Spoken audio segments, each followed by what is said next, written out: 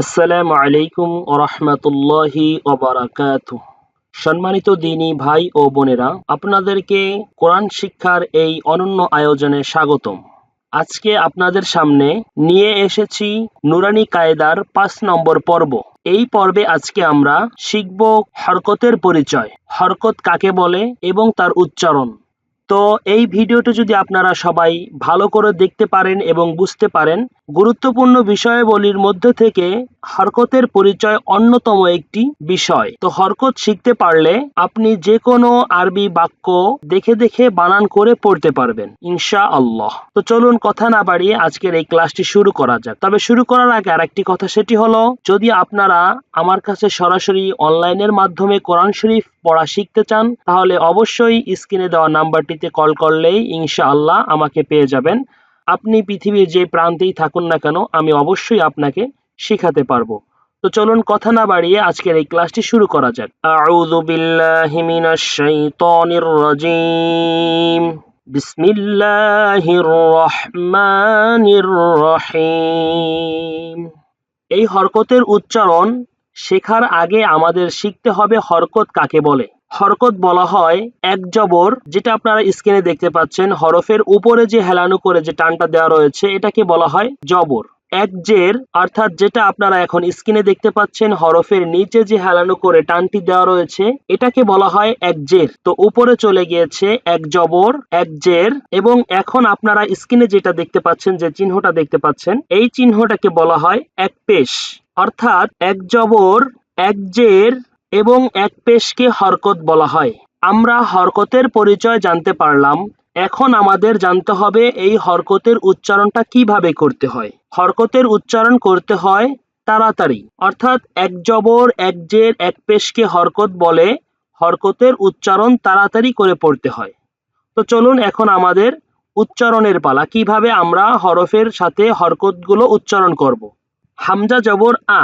দেখুন এখানে আলিফ রয়েছে, আমি এই আলিফটাকে হামজা বলেছি, কারণ যখন আলিফের উপরে এক জবর, এক জের, এক পেশ, অর্থাৎ যখন হরকত হবে তখন এই আলিফটাকে হামজার উচ্চারণ করতে হবে। তো আমরা এখন এটাকে হামজা বলবো।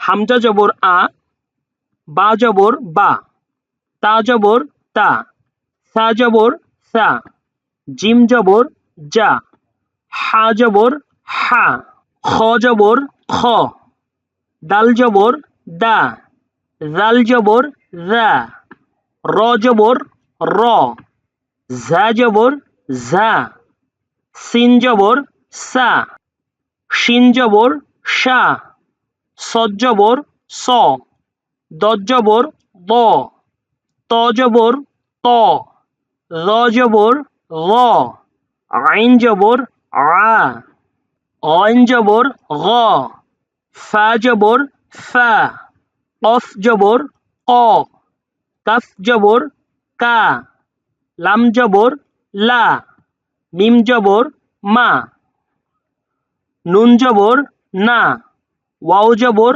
ওয়া, হা জবর হা, হামজা জবর আ, ইয়া জবর ইয়া, ইয়া জবর ইয়া। তো ভিউয়ার্স, এখন আমাদের শেষ হয়ে গেল এক জবর। এখন আমরা শুরু করব এক জের। এক জের বলা হয় হরফের নিচে হেলানো করে যে টানটি দেওয়া রয়েছে এটিকে বলা হয় এক জের। তো আমার সাথে সাথে এখন আপনারা আবার একটু চেষ্টা করুন, অবশ্যই আপনাদের উচ্চারণগুলো ঠিক হয়ে যাবে। হামজা জের ই, বা জের বি, তা জের তি, সা জের সি, জিম জের জি, হা জের হি, খ জের খি, দাল জের দি, জাল জের জি, র জের রি, ঝা জের ঝি, সিন জের সি, শিন জের শি, সদ জের সি, দদ জের দি, ত জের তি, র জের রি, আইন জের ই, গইন জের গি, ফা জের ফি, কফ জের কি, কাফ জের কি, লাম জের লি, মিম জের মি, নুন জের নি, ওয়াও জের উই, হা জের হি, হামজাজের ই, ইয়াজের ই, ইয়াজের ই।